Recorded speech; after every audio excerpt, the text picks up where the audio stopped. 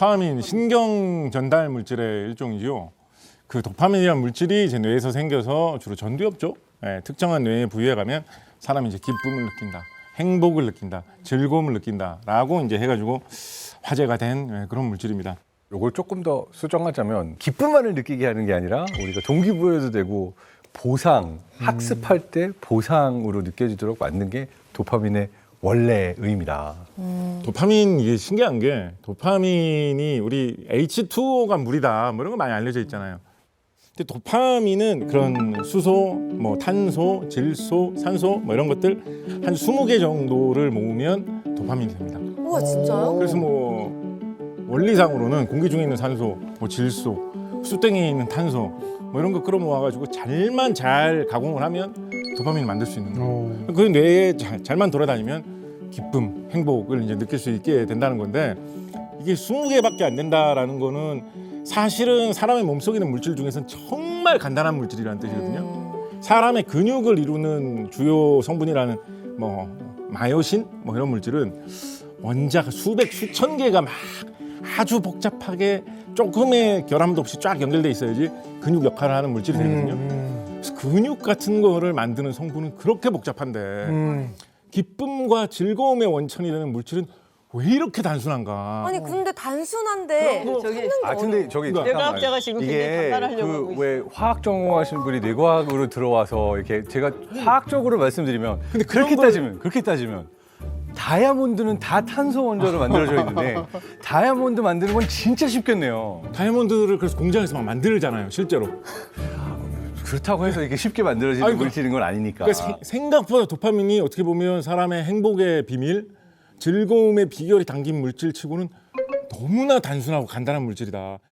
우리가 행복을 잃는 게 두려운 것이 아니라 근손실이 더 심각한 문제가 아닌가. 그렇게 좀 접근할 수 있구나. 너무 도파민이 희한하게 너무나 그 또 행복이라는 게 얼마나 찾기 어렵습니까, 그죠? 맞아. 근데 그거에 근원되는 도파민은 물질이 너무 이상하게도 간단해. 자, 이게 이제 뇌를 잘 모르면 이렇게 잘 할 수 있다. 근데 뭐 이런데 지금 네. 너무 신사적으로 두 분이 싸우는 것 같아서 왜냐면 진짜 좀 언성을 높이고 약간 기분 나쁜 그런 표정을 지으면서 해야지 시청률이 많이 올라가니까 그건 좀 그런 토론 정치 토론 프로그램처럼 뇌를 아냐고요. 뇌를 아냐고요. 어디서 뇌를 아는 척입니까? 이렇게요? 아니 근데 아니에요. 근데 원래 이 과학계는요. 언성 높이지 않고 표정 하나 변하지 않고 그야말로 논리의 칼싸움이라서 이 부분에 있어서 논리적으로 반박을 할 수 있어야 되는 건데 자 일단 첫 번째 반박 이 행복이라는 물질이 도파민이라고 이야기를 했는데 사실 도파민이 뇌에서 전달되는 회로가 여러 개가 있어요. 그래서 어느 회로를 통하느냐에 따라서 이게 기쁨이나 쾌락으로 느껴지기도 하고 나 스스로가 욕망에 휘둘리지 않도록 통제할 때도 도파민이 나오고요. 그리고 내가 운동을 하거나 이렇게 누워있다가 일어나가지고 헬스하러 가야지 이렇게 나갈 때도 도파민이 없으면 안 움직여지거든요. 그래서 이게 다 어느 회로로 가느냐, 어디가 중요한 것이기도 해서 단순히 원자와 분자 요 레벨로 행복이라는 걸 설명할 수는 없다. 그러니까 모든 것은 더 자세히 들여다볼수록 그렇게 쉬운 건 아니다. 아니 그러면은 전 궁금한 게 저희 일상에서 쇼폼 같은 거 되게 많이 보잖아요. 네. 그냥 되게 시간 가는 줄도 모르게 보게 되고 그리고 저희 막 촬영하다 보면 일하다 보면 당 떨어질 때는 막 달달한 거 먹고 싶고 심지어 저희 밥 먹고 나서 무조건 커피를 먹어야 되고 이런 어떤 되게 일상의 습관적인 행동들이 그럼 다 도파민 중독일 수도 있는 거예요? 사실 엄밀히 말하면 도파민 중독이라는 개념은 학술적으로 존재하지 않아요. 아 그래요? 그거지, 다행이네. 유행어 그냥. 우리가 중독되면 도파민 분비랑 도파민 분비가 돼서 이렇게 딱 와닿는 수용체, 도파민 수용체에 변화가 생기는 거예요.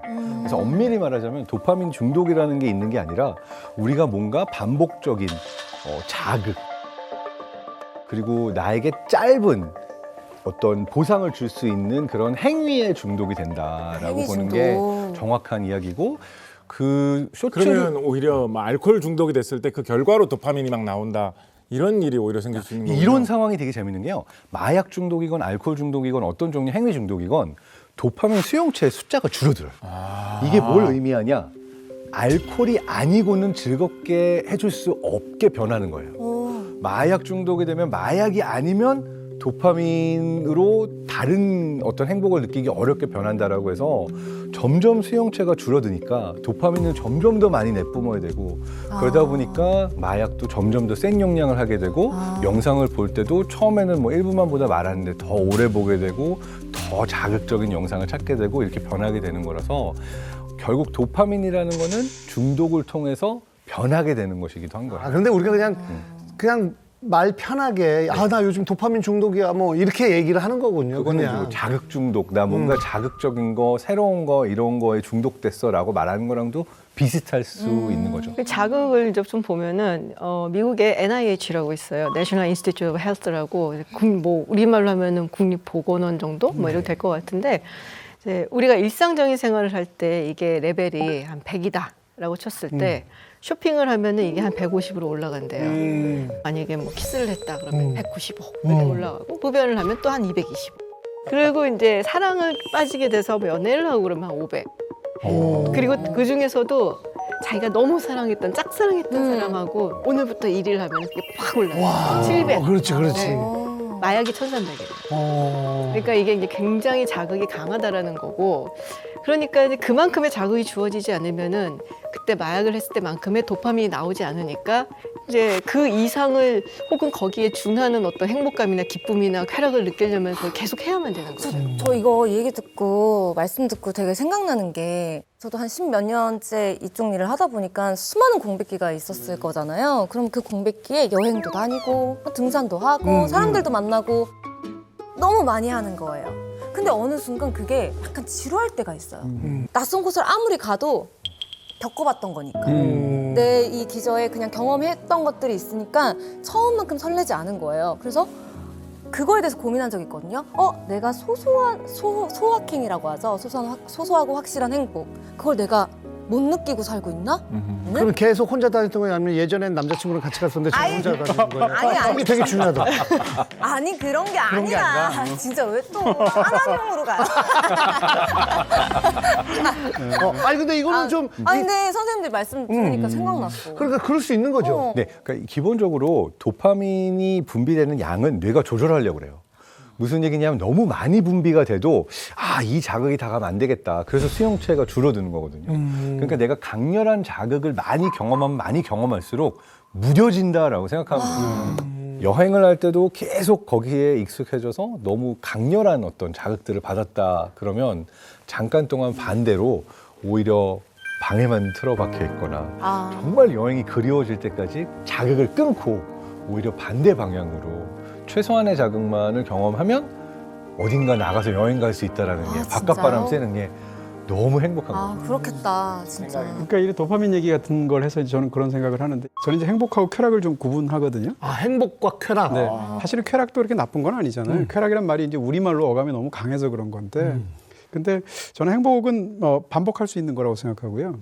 쾌락은 반복하지 않는 일회적인 거, 강렬한 거라고 생각하는데 그러니까 쾌락은 결국 아까 말씀드린 것처럼 뭔가 새로운 것, 일생일대 뭐 무슨 버킷리스트 같이처럼 되어 있어서 꼭 내가 해봐야 될 무언가 이렇게 하게 되면 그런 것이 주는 것은 결국 저는 쾌락이라고 생각하고요. 여행을 그냥 반복적으로 정말 많이 하는 경우가 아니라면 대부분의 경우에 여행은 전 쾌락이라고 생각하는 거예요. 행복은 어떤 건가 하면 습관처럼 반복하는 일들. 아침에 일어나서 뭐 커피 한 잔 마신다거나 뭐 러닝머신을 뛸 때 갑자기 막 하이한 느낌을 느낀다거나 가족끼리 대화를 한다거나 이런 거라고 생각하거든요. 제가 좋아하는 말 중에 이제 서은국 박사가 쓰신 그 책 중에 그런 말 나오는데 행복은 강도가 아니라 빈도라는 말을 해요. 좋은 말이다. 네. 근데 우리는 근데 보통 행복을 강도로 생각하잖아요. 맞아요. 그래서 뭔가 짜릿하고 내 인생을 바꾸는 도파민 폭발 이런 걸 생각하는데 그렇지 않고 저 훨씬 더 사람을 행복하게 만드는 것은 강도가 아니고 빈도라는 얘기고 제가 또 일상에서 좀 약간 거부감을 갖고 있는 말이 워라밸이란 말인데 워라밸이라는 게 이제 일과 이 삶 사이에서의 그 조화가 있어야 된다는 얘기잖아요. 이 말의 전제는 일은 삶이 아니라는 거거든요. 그런데 직장을 왜 그만두셨죠?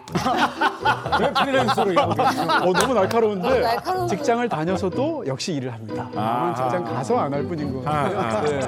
근데 워라벨이란 말인데 사실은 사람은 자기가 쓰는 가장 많은 시간을 쓰는 데서 행복해야 된다고 저는 생각하는 거예요. 우리 보통 일을 막 8시간, 10시간 이렇게 일하잖아요. 근데 그 사람이 일할 때는 오로지 이 워크 끝내고 나서 라이프의 밸런스를 맞추거나 거기에 또 저녁 있는 삶, 여기에 더 집중해서 만약에 일을 한다라고 하면 저는 그 사람은 행복해질 수가 없다고 보고요. 일단 내가 하루 8시간 일을 하면 일에서 행복을 찾아야 되고요. 그리고 나머지 또 가족과 보내는 시간, 다른 시간에도 찾아야 된다는 거니까 그런 측면에서 저는 행복이라는 것은 결국 습관에 관한 것이고 습관이 좋은 사람, 반복해서 하는 습관이 좋은 사람이 행복한 사람이 아닌가 뭐 이런 생각하고 있습니다. 그러면 습관이 좋으려면 감사해야겠네요. 그죠? 그것도 뭐, 네, 그렇겠죠. 감사한다는 얘기는 사실은 네, 그것을 그대로 받아들인다는 뜻이니까. 근데 저는 옛날부터 생각했던 게 우리가 행복하다라는 얘기를 할 때 과연 그 순간에 행복하다라고 생각을 하고 얘기를 하는 건지 저 같은 경우에는 대체로 옛날 일을 생각하면 참 행복했어라고 생각하거든요. 그러니까 그 순간에 무슨 아주 좋은 일이 있다 그러면 행복하다보다 너무 좋아, 너무 기뻐. 막 그런 기분이지 사실 이 행복하고는 조금 다른 것 같아요. 지나고 나서 생각하면 그때가 참으로 행복한 순간이었고 그게 계속됐으면 좋겠어라고 생각을 하지. 그래서 그 모호한 구분이기는 하지만 확실히 말씀하신 것처럼 그 순간 도파민이 막 폭발하듯이 이게 이제 행복한 순간은 아닌 것 같아요. 저는 언어적으로도 그런 생각 들어요. 예를 들어서 이제 국제적으로 어느 나라가 제일 행복하냐 그러면 가난하지만 방글라데시가 제일 높다. 뭐 이런 얘기 많이 하잖아요. 그럼 이걸 어떻게 한번 그 행복도를 측정하는지 한번 상상을 해보면 물어볼 거 아니겠습니까? 설문으로. 영어로 뭐 막 물자면 Are you happy라고 물어볼 거고 한국말로는 행복하십니까? 이렇게 물어볼 텐데 제가 느끼기에 한국말로 행복이라는 말과 영어로 해피라는 말의 경중을 따지면 한국말의 행복이 훨씬 더 무거워요. 그리고 훨씬 더 진지한 개념이에요. 근데 영어로 행복을 느낀다, 해피라는 말을 쓰게 되면 훨씬 더 가볍게 할 수 있는 말이거든요. 맞아. 그 메뉴 중에 해피밀이라는 거 있잖아요. 그건 되게 가벼운 것 같은데 한정식 집에 갔는데 행복식 이런 게 나오면 되게 거창한 게 나와요. 행복식 하면 그 집에서 제일 좋은 메뉴가 나와야지. 이게 행복식이고 이럴 것 같은데 해피밀은 되게 싸도 해피밀이 할 수 있을 것 같아요. 그리고 애들이 해피밀 사주면 정말 행복해요.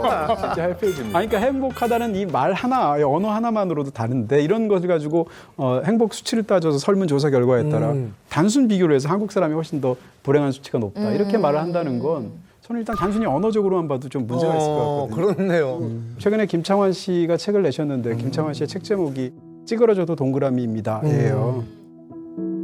우리는 이제 완벽한 정확한 동그라미를 생각하는데 적당히 찌그러져도 사실 동그라미거든요. 맞아. 원래 동그라미는 찌그러지게 그릴 수밖에 없고요. 대부분의 사람들이 그리면. 그게 사실은 삶이 아닌가 이런 생각들을 하죠. 그럼 언제 동엽 오빠는 언제 도파민이 가장 많이 이렇게 분출되는 것 같아요? 저는 알 것 같아요. 저도 약간 알 것 같지만 아니, 혹시 저도 모르니까. 뭐 도파민이나 옥시토신이 분비됐던 가장 많이 분비됐던 그 시기는 이제 결혼을 하면서 이게 이제 내가 뭐 완벽한 동그라미가 아니라 12각형 정도 되고 와이프는 한 18각형 돼서 처음에 딱 이렇게 맞닿았을 때 뭐가 좀 어슥어슥 막 걸려요. 걸리고 그런데 그게 계속 어슥어슥 하다가 나중에는 마치 원이 이렇게 되는 맞아갈 때. 그 순간 이 도파민과 옥시토신이 많이 분비가 됐던 그 기억이 나요. 예. 제가 너무 지금까지 모범적인. 제가 지금까지 약 30년간 신동엽 선생님 방송 보면서 제일 진솔된 순간. 그래. 역시. 관계에 대한 기하학적 설명.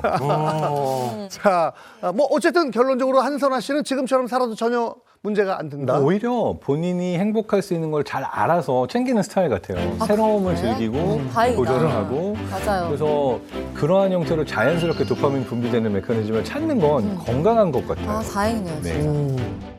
자, 우리가 뭐 시작부터 이렇게 도파민 얘기를 많이 하나. 재밌다. 시청자 여러분이 좀 의아하게 생각하실 수도 있는데 사실 그 얼마 전 한국인의 행복 도파민 푸바오가 푸바오. 이제 중국으로 돌아갔잖아요. 맞아요.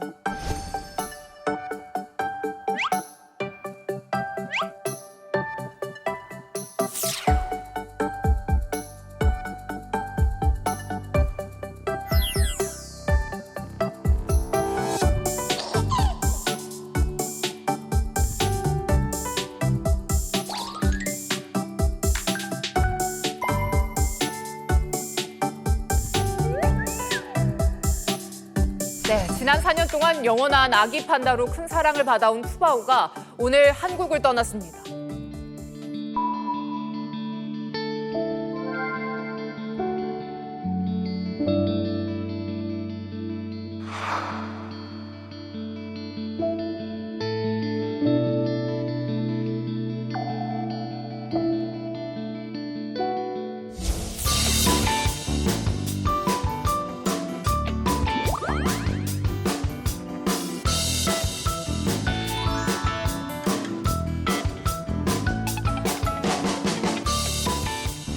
좀 뉴스 보면서 야 저렇게까지 많은 사람들이 푸바오 갈 때 저렇게 함께 해주는구나. 또 떠나는 날 하필 비는 왜 그렇게 많이 오는지. 그말로 판다 신드롬이라고 할 정도로 뭐 희로애락을 많이 느꼈다고들 말씀들을 하시는데 이런 현상에 대해서는 어떻게 생각하시는지 좀 궁금해요. 왜 푸바오 열풍일까?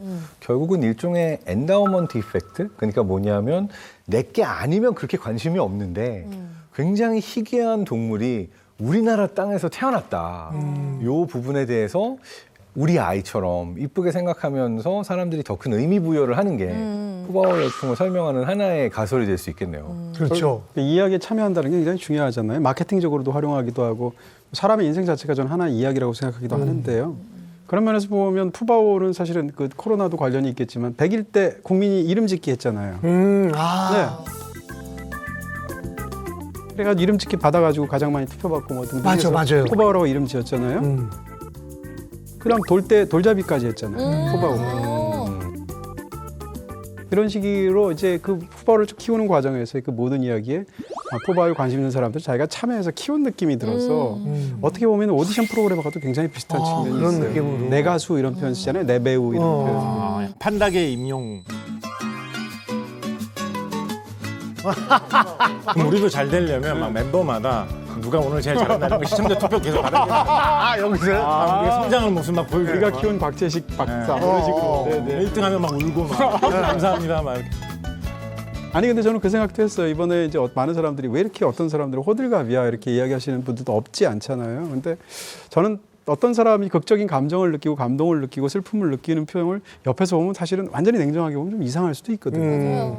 영화 캐스터웨이라는 영화 다들 보셨잖아요. 윌슨. 마지막에 윌슨 배구공 하나 떠내려가는데 통곡을 하지 않습니까? 근데 그걸 보는 관객들도 통곡하잖아요. 제가 예전에 첫 차를 이제 직장에 들어가게 되는데 차를 좀 몰아야 되는 그런 직장이었어요. 그래서 차를 이제 어렵게 사가지고 그 당시로는 그 차를 한 10년 가까이 이제 몰았단 말이에요. 모는데 동부간선도로를 이제 차를 타고 가는데 갑자기 차에서 연기가 나는 거예요. 그래서 갓길에 세우고 보니까 엔진에서 연기가 나니까 저는 너무 겁이 나서 견인차를 불렀어요. 견인차에서 이 차는 못 고친다고 폐차해야 된다는 거예요. 생각도 못하게. 그러면서 간단히 하는데 고철값으로 15만 원을 주더라고요. 당시에 저한테. 그리고 이제 가시면 된다고. 그때 제가 거의 울 뻔했거든요. 야, 그럴 수 있을 것 같아. 차를 폐차시킬 때 그런 마음이 들고. 하물며 푸바오. 그러니까요. 그러니까 제 생각에 남의 그런 감정을 내가 그 감정을 느끼지 않는다고 해서 함부로 폄하해서 말할 게 아니다. 저는 차 때문에 울 만한 사람이 저도 차 때문에 그런 적이 있어요. 네. 네, 저도 폐차를 한번 한 적이 있는데 그게 제가 외국에서 사갖고서는 계속 몰다가 너무 이 차에 애정이 있는 거예요. 저희 이제 첫째 아이가 태어날 때쯤에 샀던 차고 뭐 이래서 그래서 사실 굳이 안 가지고 와도 되는데 가지고 와서 몰다가 결국에는 이제 15년, 16년 몰고 폐차를 하는데 이제 뭐 여러 가지 소품 같은 거 좀 주잖아요. 이런 거 나왔더라. 그래서는 이제 딱 주는데 그걸 받아보는 순간 무슨 유품을 받은 것 같은 거예요. 눈물이 진짜 나더라고요. 그래서 뭐 본인이 어떤 애착을 가질 수 있는 대상이 늘 있는 거니까 뭐. 저는 동물농장 아저씨이기 때문에 맞아. 아주 예전부터 이렇게 봐왔었고 그 과정을 또 쭉 함께 했었고 그런데 예전에 우리나라에 판다가 이렇게 오지 않았을 때도 중국에 판다가 새끼 낳는 거를 봤는데 진짜 너무나 큰 엄마 판다가 막 그 산통 때문에 막 구르고 막 하다가 나중에 막 소리 지르고 막 울부짖다가 새끼가 나왔는데 요만해요. 진짜로. 너무 귀엽고 맞아, 요만한데 그거 같아, 그렇게 세상에. 산통을 그렇게 심하게 한다라는 게 모든 게 좀 반전 매력인 게 있는데 판다 이런 열풍 뭐 어떻게 생각하세요? 세계적으로 판다라는 동물이 나라마다 어떤 그런 인기 판다가 하나씩은 좀 잡아볼 만큼 인기가 많습니다. 판다가 왜 이렇게 인기가 많으냐? 뭐 귀엽기 때문이죠. 좀 과학적이지는 않은 이야기인데 뭐 속설처럼 도는 이야기로 뭐 김희선 배우라든가 아이유 가수라든가 이런 분들을 보면 눈이 약간 좀 약간 멀게 있습니다. 미간이 좀 넓다라고 그러죠. 그래서 그런 인상이 약간 초식동물상이라서 사람들에게 좀 귀여움을 느끼게 한다. 뭐 이런 속설도 있습니다. 대표적인 육식동물상이네요.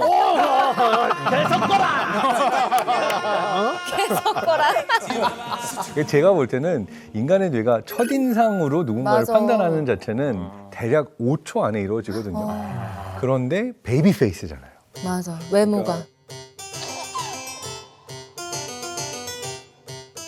이 얼굴 상을 보게 되면은 우리에게 익숙한 어린 아기의 얼굴과 비슷하다 보니까 맞아. 보자마자 악의가 없고 너무나 선할 것 같고 착하고 귀엽고 이러한 베이비 스키마가 빠르게 작동해서 좋아하는 게 아닐까. 사람 아기의 모습을 판다기보다 약간 친근함이 딱 오는 것 같아요. 뭔가 이렇게 걸어 다니지 않잖아요. 진짜 사람처럼 두 발로 뒤뚱뒤뚱하다 구르기도 하고 이러니까 약간 거기서 좀 친근감이 딱 오는 것 같아요. 진짜 베이비 페이스?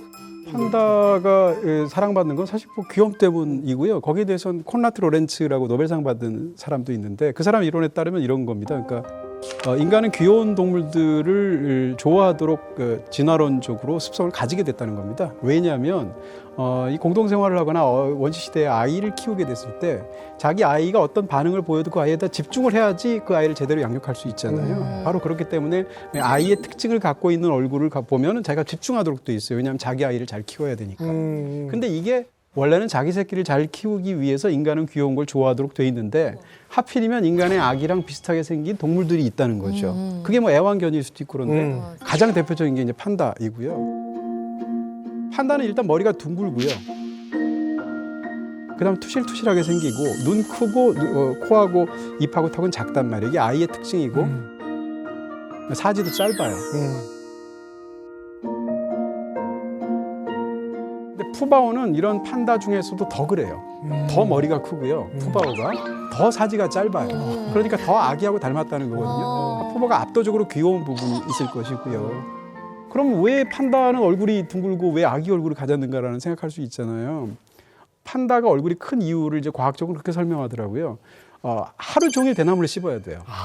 그러니까 근육이 발달할 수밖에 없고 거대한 근육이 얼굴을 차지하고 있는데 그러다 보니까 둥그러지고 얼굴이 커질 수밖에 없다는 거고. 판다라는 동물은 육식 동물의 몸에 초식 동물의 습성을 가지고 있는 동물이다. 내장 구조도 사실은 육식 동물의 내장 구조를 갖고 있습니다. 근데 판다는 어찌된 특징인지 거의 초식에 가까운 습성을 가지고 있습니다.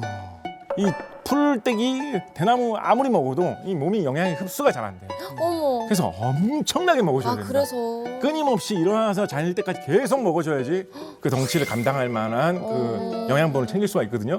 그렇다 보니까 육식 동물들 이렇게 동물원 같은 데 가보면 낮에 가보면 특히 다 그냥 자고 있잖아요. 그죠? 맞아. 근데 판다는 가보면 항상 이렇게 먹고 있어요. 먹어줘야지 몸이 유지가 되거든요. 그러니까 사람들이 볼 게 있는 거야, 항상 봐도. 항상 카메라만 갖다 대면 뭐 이렇게 계속 먹고 있어. 맞아. 생긴 모습은 또 곰과 사람과 같은 공감할 수 있는 육식 동물의 몸을 가지고 있다 보니까 아마도 그런 그런 생태학적인 생물학적인 이유가 곰의 귀여움의 근원이 아닌가. 그런 반전 매력.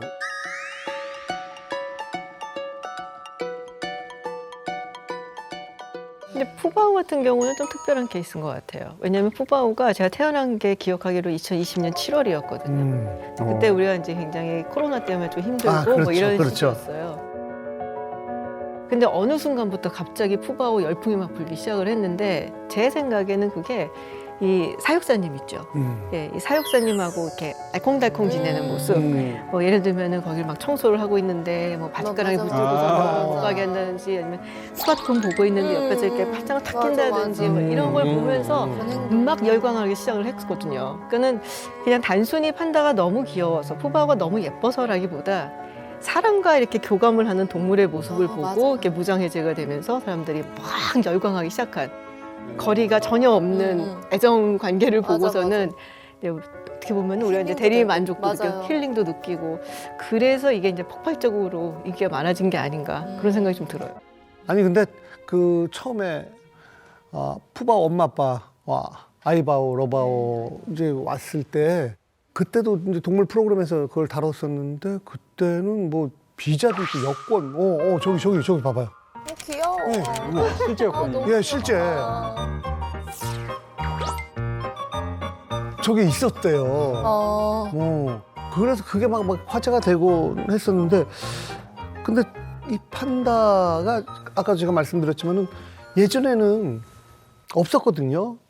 동물원에도 없었고, 그래서 처음에 이렇게 들어왔을 때 그 동물 프로그램에서 특집으로 저희가 가서 막 직접 찍고, 근데 그때도 중국에서 이렇게 선물 줬다고 했는데 이게 왜 선물을 준 맞아. 거지? 돈을 우리가 내고 선물을 받은 건가? 어떻게 되는 건지 궁금해했었던 때가 있었거든요. 그러니까 정확히는 선물이라고 할 수가 없고 그러니까 임대를 준 거죠. 임대. 네, 예전에는 선물을 주기도 했었어요. 근데 지금은 이제 임대식으로 바뀌어서 보통 이제 통상적으로 한 10년 정도 이렇게 계약을 해서 뭐 한 쌍을 주는 경우가 많고 지금 우리가 푸바오 돌아갔다고 너무들 슬퍼하고 있잖아요. 맞아요. 네. 근데 임대를 주는데 근데 거기서 나온 애기 판다는 만 4살이 돼서 성체가 되면은 중국으로 돌아가야 돼요. 그러니까 판다가 뭐 멸종 동물은 아닌데 멸종 위기에 있는 희귀 동물이에요. 그래서 그에 관련된 이제 국제적인 협약 같은 게 있는데 이게 1973년에 맺은 게 있어요. 사이테스라고. 그러니까 뭐 예를 들면 상업적으로 거래를 한다든지 뭐 주고 팔고 뭐 이런 것도 안 되고. 73년에 사이테스 조약에 서명이 되고 그리고 이제 중국은 발효를 시작한 거는 83년. 그래서 이제 84년부터는 선물로 그냥 주는 게 아니라 임대로. 보통 이제 한 10년 정도 해서 임대로 주고 뭐 연구용으로는 우리가 이제 조금 뭐 이동을 시킬 수는 있지만 그래서 그거에 따라서 사실 푸바오가 돌아간 거죠. 그래서 뭐 이런 식으로 임대를 주는 나라들이 꽤 있어요. 뭐 한 19개국 정도 지금. 많네요. 네.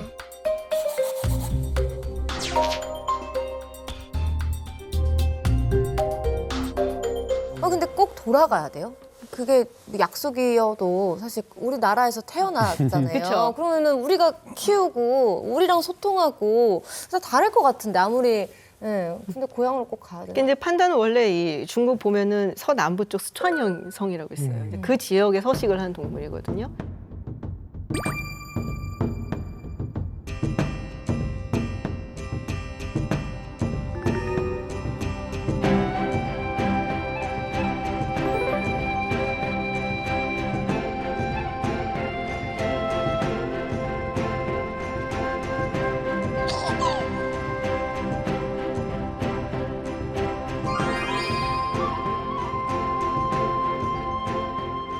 그리고 잘못하면은 이제 태어난 곳에 내비둔다 그러면 사실 동물들은 이제 인간하고 조금 다르기 때문에 자라나고 난 다음에 뭐 엄마다 아빠다 뭐 이런 개념이 그렇게 많지가 않아요. 예. 그래서 뭐 근친 교배 가능성도 있을 수가 있고 그러니까 여러 가지 이유로 자기들이 보호하고 관리하겠다. 그래서 이제 데리고 가는 거죠. 그럼 뭐 판다 임대하면서 어떤 대가를 받기도 하나요? 그럼요. 100만 달러를 한 쌍에 1년에 주죠. 아, 1년에. 1년에 한 쌍의 판다에 이제 100만 달러. 아기가 나오면 50만 달러. 둘째가 진짜? 나오면 30만 달러. 이렇게 임대료를 주는데 그거는 이제 판다 그 보호 기금에 들어가서 쓰이게 돼 있어요. WWF라고 뭐 로고도 판다예요. 그래서 거기서 이제 임대를 해가 그러니까 임차국에서는 판다를 임대해간 그 비용을 내라. 그래서 판다를 보호하고 관리할 수 있게끔 기금을 마련해서 이제 내라. 중국에다 주죠. 근데 판다가 아까 말씀하신 것처럼 막 대나무를 엄청나게 많이 먹는다고 하셨잖아요. 그러면 이제 그 대나무 공수하는 것부터 해서 약간 그 생활비? 이런 게 좀 식비가 많이 될 것 같은데 그런 거는 좀 괜찮은 거죠? 우리나라에 이번에 아이바오, 러바오 판다가 네. 왔을 때는 중국에서 오신 전문가분들하고 우리나라의 주요 대나무 산지를 같이 돌았습니다. 진짜 어디 그런 대나무를 과정이 판다한테 줘야 되느냐 쭉 돌아다녀가지고 뭐 대나무로 유명한데 여기저기 가본 거예요. 뭐 담양 뭐 이런 데 유명하니까 그런 데 맞아, 가보다가 맞아. 결국은 어디로 낙착이 났냐면 경상남도 하동에 하동. 옥종명 궁항리 여기다 이 대나무다 이렇게 된 거예요. 그래서 그 대나무를 판다한테 먹여야 좀 될 것 같다라고 해가지고 그 대나무 어떤 대나무길래? 이 하동에서는 이거 약간 광고합니다. 우리 하동에서만 대나무를 먹고 자란 자랐다. 판다들이 건강하게 지금 출산을 잘했다. 뭐 이런 식으로 하동에서는 막 이거 지역 뉴스로도 막 나오고 이러거든요. 대나무 자르면 그거 이제 새벽 배송으로 신선하게 가야 되니까 진짜? 쫙쫙 가는 거죠. 그러니까 가격도 꽤 돼요. 운반비나 이런 것도 꽤나 들고. 그러니까요. 그래서 우리나라에서도 식비가 상당히 많이 드는데 더 좀 심각한 사례는 뭐냐면 우리나라는 그래도 대나무가 나잖아요. 중국하고 가까우니까 기후도 어떻게 보면 좀 그나마 비슷하고. 근데 중동 지역에 예를 들면 카타르 이런 나라에는 우리 흔히 떠올리는 대로 사막 기후잖아요. 그러니까 판다가 사실은 살 수 없는 기후거든요. 그러니까 사막에다가 모든 거를 인공적으로 판다가 살 수 있게 환경을 조성한 다음에 그 전 구역에 에어컨을 다 돌려가지고 판다가 살 수 있을 만한 기후를 맞춰주는 거예요.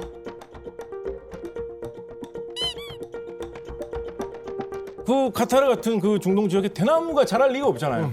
대나무를 공수를 해와야 되는 거예요. 그런 식으로 대나무를 먹이다 보니까 뭐 그런 데서는 이제 어마어마한 그런 뭐 키우는 비용, 사육 비용이 나오는 거죠. 근데 아까도 잠깐 얘기했지만 우리나라 내부적으로도 푸바오독의 경제 효과를 오. 어마어마하죠. 지금 그 에버랜드 같은 경우는 사실은 푸바오가 태어나고 나서 이제 적자를 이제 조금씩 좁혀가다가 작년엔가 흑자를 봤다고 해요. 일단 이제 보러 오는 정말 많은 사람들 입장권 판매하는 거 있고 굿즈도 팔 수가 맞아. 있고 뭐 보러 오면은 거기서 뭐 먹기도 하고 딴 것도 구경하고 뭐 이러니까 그런 것도 있고 일본에서 그런 비슷한 게 있었어요. 네, 일본에 샹샹이라는 판다가 있는데 샹샹. 네, 2017년에 일본에서 태어났거든요. 우에노 공원에서.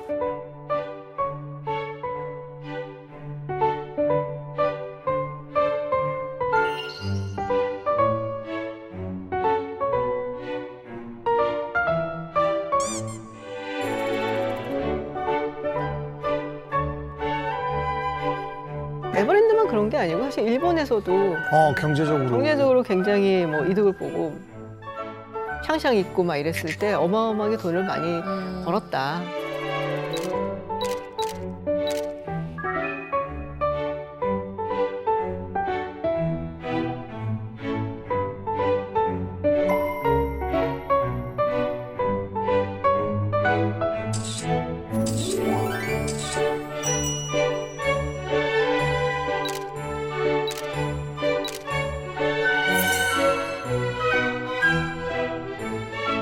그럼 경제적 효과가 굉장히 큰 거죠. 근데 그 중국이 이제 꾸준히 이렇게 판다 외교, 뭐 판다를 보내는 이유가 딱히 뭐 따로 있는 건 아니고 그냥 이유는 분명히 있죠. 네. 우리가 이제 보통 국력을 얘기할 때 하드 파워라는 게 있어요. 그거는 군사력이라든지 경제력이라든지 뭐 이런 걸 의미하고, 그다음에 소프트 파워라는 말도 또 있어요. 이거는 뭐 문화라든지 뭐 아니면 다른 류의 어떤 외교라든지 강제력을 쓰지 않고도 자신을 설득을 해서 자신들의 말을 따를 수 있게 하는. 사실 우리가 생각을 해보면 중국 같은 경우는 지금 세계 제2위의 군사력 경제력을 가지고 있죠. 중국의 어떤 문화라든지 뭐 소프트 파워를 생각했을 때 사실은 이렇게 떠오르는 게 별로 없어요. 사실 뭐 사람들이 뭐 중국 옷을 사 입고 싶어 한다라든가 뭐 중국 브랜드의 뭐 향수를 하고 싶어 이런 경우 별로 없으니까. 그렇죠. 음식은 있잖아요. 스촨성 요리, 뭐 그렇죠. 음식 같은 경우는 뭐, 있죠. 네, 그렇지만 그러니까. 이게 전통적으로 굉장히 매력을 느끼게 하는 이런 게 그렇게 많지가 않단 말이에요. 근데 이제 판다 같은 게 있으니까 이제 판다를 통해서 이게 하나의 소프트 파워가 돼서 공공 외교라는 거를 하는 거죠. 실질적으로 외교관들이 하는 거 말고 그러니까 대중들을 상대로 한 이 국가의 어떤 이미지를 제고시키는. 근데 그런 면에서 봤을 때 판다는 굉장히 효율성이 높고 그래서 중국이 이런 굉장히 잘 활용을 하는데 재밌는 게 가만 보면은 중국의 국력이 성장하면서 이걸 활용하는 방식이 조금씩 달라져요. 그러니까 옛날에는 선물이야, 우리 잘 지내봐, 막 이러고서 막 주잖아요. 기쁜 마음으로 제발 받아줘, 막 이러면서. 근데 요새는 이제 중국이 좀 고자세군요. 위상이 달라지니까 일단 뭐 당연히 아무나 안 주고 사이가 좋을 때는 모르는데 사이가 좀 틀어지거나 안 좋거나 기분 나쁘게 하면은 다시 데리고 오고 아, 네, 그런 식이 좀 많아요. 판다만 고생이네. 네. 예를 들면은 2010년인가 오바마 전 대통령이 달라이라마를 만난 적이 있어요.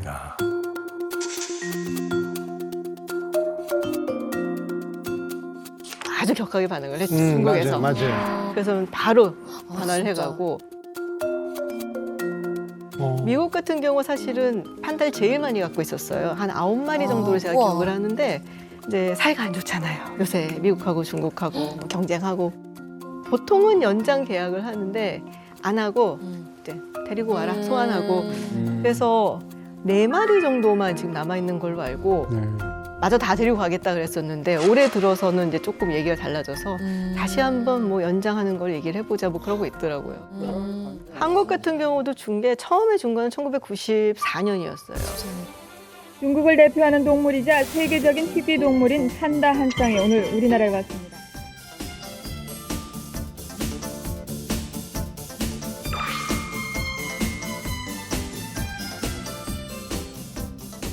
근데 그러고 나서 우리가 외환 얘기가 있었잖아요. 그러니까 이제 관리하기 힘드니까 도로 보냈고 2016년에 아이바오 러버하고 왔거든요.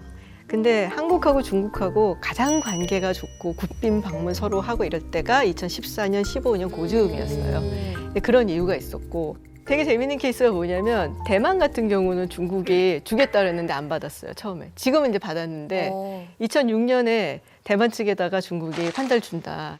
근데 판다 이름이 탄탄하고 위안위안이에요.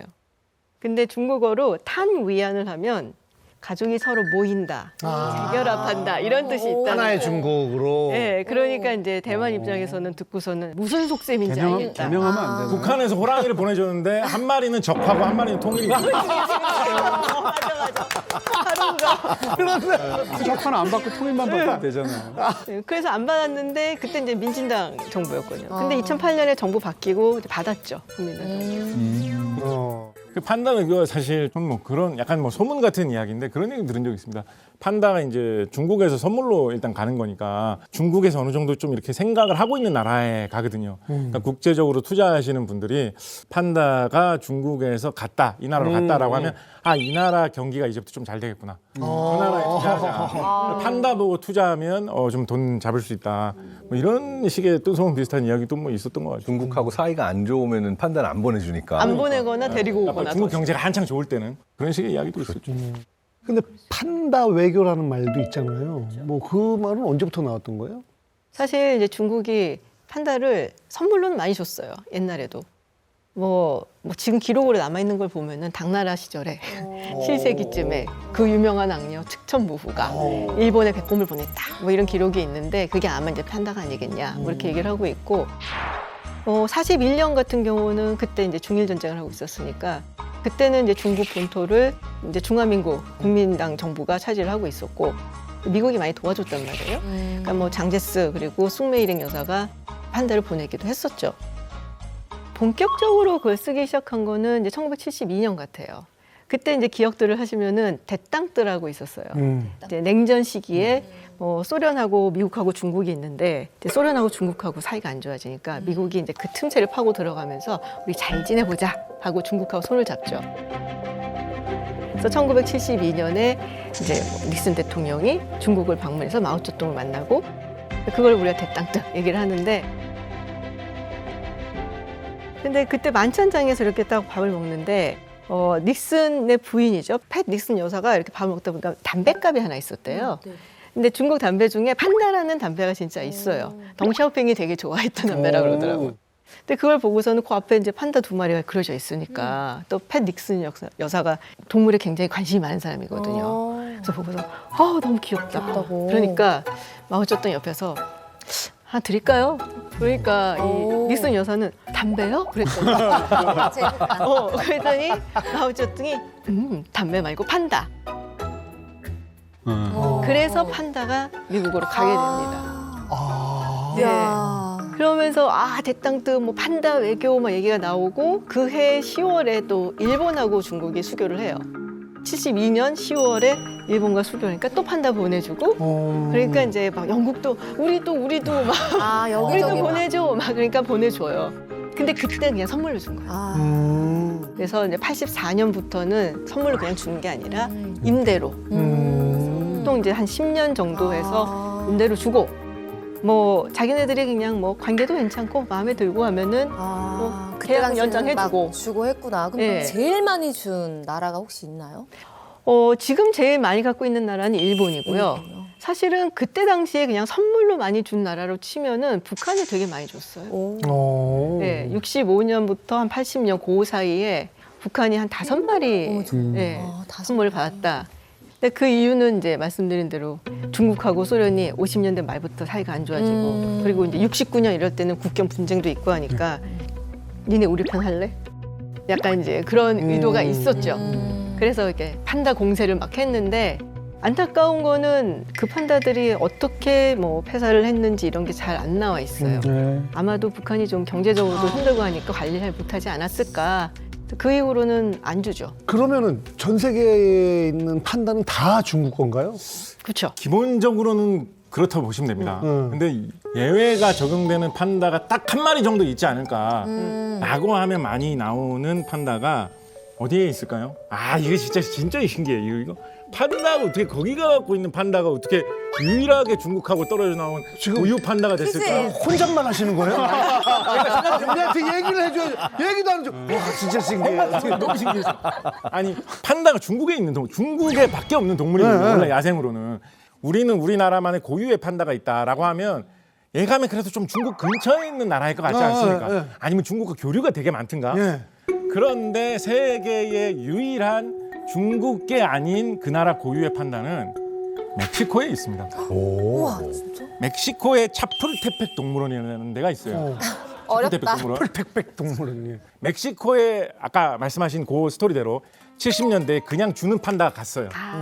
근데 그 판다가 거기서 살면서 바로 우리나라의 푸바오처럼 멕시코에서 새끼를 친 거야. 그래서 그 자손이 멕시코에서 태어났어. 우와. 그래가지고 멕시코에서 그때 우리나라의 푸바오처럼 난리가 났어요. 멕시코에 사람들 수십만 명이 구경하러 오고 제가 조사를 해보니까 그때 당시에 멕시코에서 유명 가수가 차풀테펙의 새끼 판단가 하는 노래도 만들어서 막 불렀어요. 찾아보면 지금도 노래 나와요. 막 라라라이라라 하는 뭐 흥겨운 노래 있어요. 83년인가 나온 노래예요. 노래도 히트했어. 오. Pequeño panda, no te imaginas lo que hay de cosas en este lugar.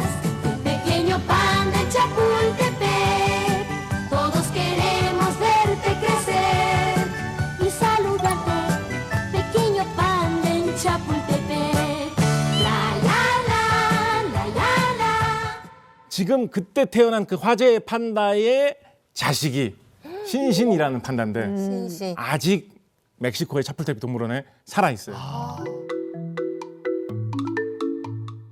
유일한 예외. 딱 한 마리 있는 거죠. 지금 30대 중반 정도 됐어요. 판다 나이로 따지면 좀 된 편이거든요. 근데 아직 건재해서 살아 있어요. 사람들이 유일하게 중국 통제 밖에 있는 판다라고 하거든요. 이 판다를. 나머지 모든 판다들은 다 결국은 다 중국 소유.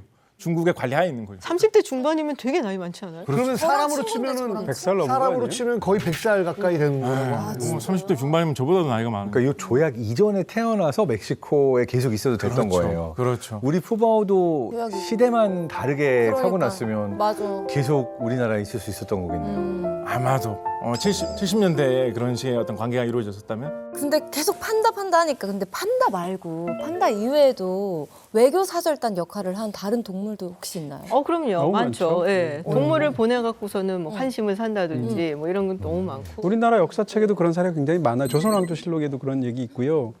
조선시대의 기록 중에서는 이제 일본의 쇼군이 조선 태종한테 코끼리를 선물한 적이 있어요.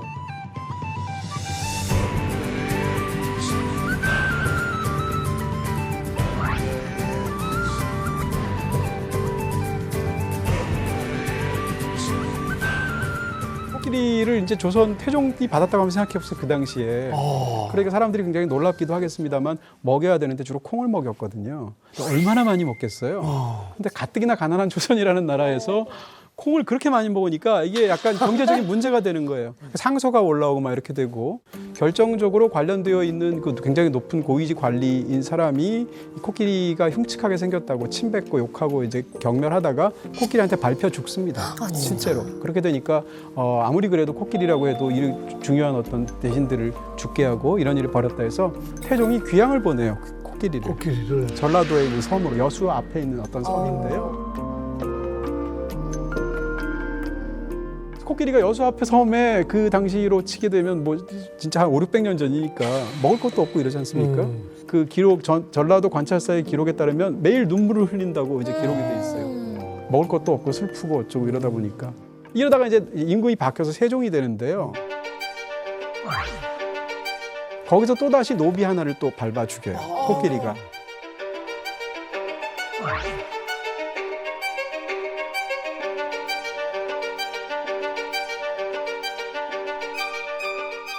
그 두 번째로 전라도에 귀향을 가거든요. 그 다음 되게 많이 다니네. 오야. 그 다음 기록은 없어요. 그래서 그 다음 어떻게 된지 알 수 없으나 이 동물을 이용한 외교라는 건 사실은 굉장히 오래된 얘기다. 역으로 고대 우리나라에서 외국으로 보낸 동물들도 있는데요. 제일 재밌게 생각하는 이야기로는 일본 서기에 실려 있는 기록인데 김춘추, 신라의 김춘추가 외교에 능했다고 하죠. 백제를 멸망시키기 위해서 이웃 나라들의 협조를 받으려고 하기 위해서 일본에 직접 간 적이 있습니다. 근데 일본 사람들의 환심을 사야 되니까 신기한 동물을 선물로 주면 좋겠다라고 생각을 한 거죠. 그래서 무슨 동물을 주냐면 앵무새하고 공작새를 줬다라고 돼 있어요. 그 이제 우리나라에 나는 동물은 아니죠. 그러니까 어떻게 직접 간접적으로 교류를 해가지고 공작새나 앵무새를 구해와가지고 일본 사람들한테 이런 것도 선물로 드립니다 하면서 보여준 거예요.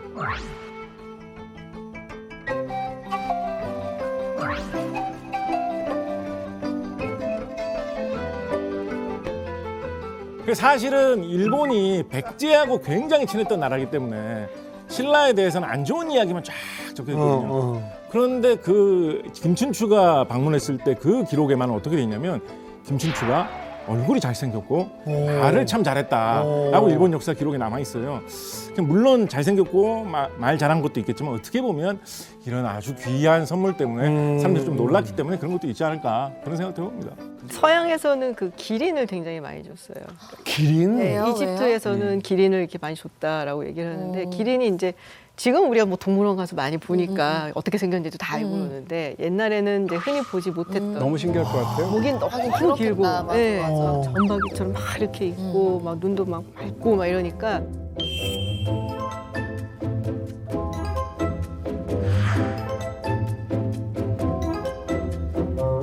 높이 보다 보니까 굉장히 멀리 본다라고 생각을 해서 좀 신성시했다라는 얘기들이 있어요. 그래서 이집트에서 그렇게 많이 보냈다는 얘기가 있고 뭐 그리고 옛날에 찰스 2세 시절에 나는 그게 한 1670년 정도 되는데 영국에서 이 캐나다 지역에 허슨 베이 컴퍼니라고 있어요.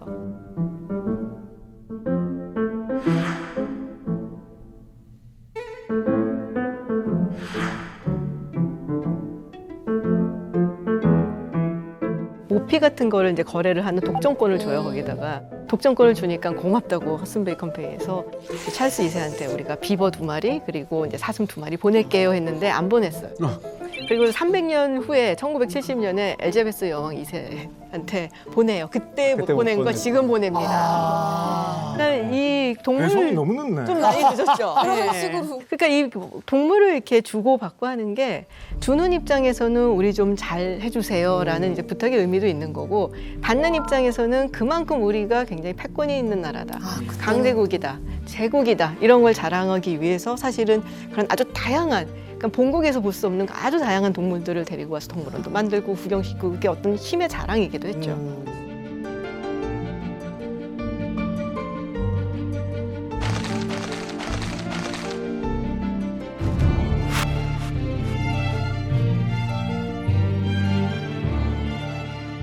근데 사실 푸바오는 뭐 우리나라에서 태어났잖아요. 그러니까 아무리 뭐 대대로 수찬 쪽에 살았다 하더라도 많은 푸바오 팬들도 못 보게 되고 또 사육사님도 또 못 보게 되고 그러면 약간 향수병 같은 게 걸리지 않을까 걱정하는 분들도 많은데 그 동물도 그나마 먹어봐도 이거 하동만 아니야. 아 그렇네. 그럴 수 있겠다. 아 이게 맛이 완전히 달라지는 거야. 한국산 아니잖아 이거. 이런 느낌. 아니 샹샹이라고 아까 예, 얘기했던 일본. 되게 유명한 영상 같은 게 있어요. 근데 샹샹이 그거. 대나무를 막 먹고 있는데 어디 일본 관광객들이 거기서 뭐 샹샹 있다고 막 일본어로 뭐라고 얘기를 하니까 이걸 먹다가 멈췄어. 이거 딱 멈춰요. 그 귀가 쫑긋해져요.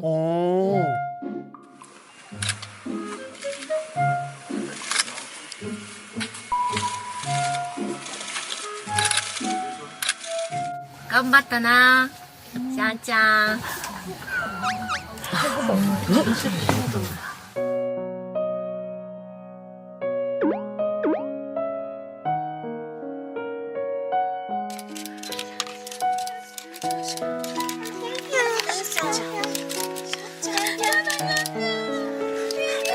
자기가 듣던 어릴 때 들었던 그 일본어구나.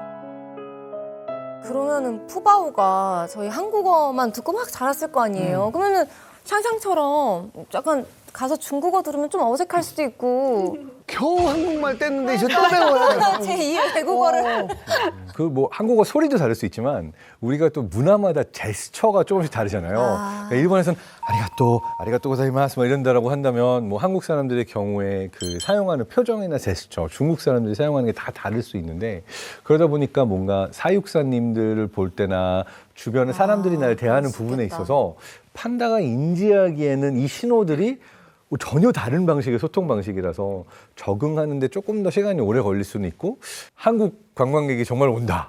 그럼 뭔가 익숙함을 느끼면서 반갑고. 저 반응이나 모습이나 소리는 내가 되게 익숙한 소리인데 라고 안도감을 느낄 수도 있을 것 같긴 그럴 수 해요. 있을 것 같아요. 그죠?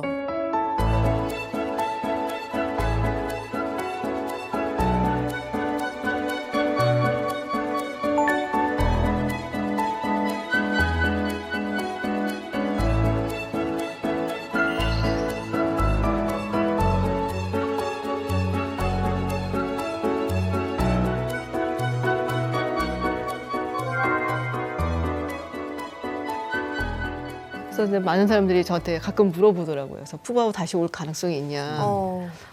중국이 우리한테 아쉬운 게 막 생기면은 또 보내줄 아마도 수 있어요. 푸바오를 뭐 다 그럴 이제 수도 뭐, 있겠죠. 뭐 아기 낳고 그런 다음에 좀 이제 나이가 먹게 되면은 그러면 혹시 뭐 정말 아쉬운 게 생기면은 보내줄 수도 있는데 그래서 저는 이 동물을 정말로 사랑한다면 그 동물이 자연 상태에서 살 수 있는 지구를 사랑해 주는 게 맞다라고 생각을 해요. 푸바오도 지금은 스촨성에 있는 지역으로 돌아갔지만 사실은 그곳의 자연 환경이 잘 보존돼서 계속해서 그곳에서 번식하고 잘 살 수 있도록 기원해 주는 게 그 동물을 위해서 가장 좋은 사랑하는 방법이 아닌가 그런 생각이 들어요. 저도 비슷한 생각을 사실 갖고 있습니다. 동물원을 보면 약간 불편한 느낌도 있거든요. 동물원에 물론 순기능도 있고 멸종 동물들을 보호해야 되는 어떤 그런 것도 있고 또 과학교육 아이들한테 자연에 대한 친밀감 이런 걸 줄 수도 있죠. 근데 동물원에 있는 그 동물 중에 80%는 멸종위기 동물이 아니에요. 그렇죠. 그러니까 사실은 또 다른 이면도 있지 않을까 이런 부분을 짚을 필요가 있을 것 같아요. 저는 약간 반대로 동물은 편을 조금 드는 얘기를 조금 하면 사실은 판다 같은 경우에 특히 70년대 판다 외교의 중요한 수단이 될 수 있었던 게 그때만 해도 판다가 정말 멸종 위기종이다. 우리가 동물원에서라도 어떻게든지 연구하고 이 번식을 시켜가지고 보존을 해야 된다라는 생각이 강했기 때문에 미국, 영국, 독일, 일본 다 거기 데려가가지고 연구도 하고 공부도 해라라는 생각으로 나눠주는 명분이 있었던 거거든요. 저는 그렇게 보면 물론 말씀하신 문제점에 대해서 우리 고민을 하고 개선하기 위해서 노력해야 되겠지만 동물원이라는 곳의 순기능도 어느 정도는 있지 않나. 저는. 멸종위기 야생동물 사냥입니다. 멸종위기종 1급 반달가슴곰이 멸종위기 야생동물들이 서울대공원에서 시베리아 호랑이가 돌연 폐사했습니다. If I show you, I will love you, ever leave you dark. Don't let this sky turn gray, fill out, we start to bloom every morning. 우리 모든 국민들에게 많은 도파민을 선사해줬던 우리 푸바오에 대한 얘기를 했는데 처음엔 막 너무 귀엽고 재미있는 얘기하다가 또 이렇게 잠시 좀 생각을 해봐야 되는 그런 지점도 다다랐던 것 같습니다. 자, 오늘의 스페셜 메이트 한선아 씨, 어떠셨어요 오늘 얘기 듣는데?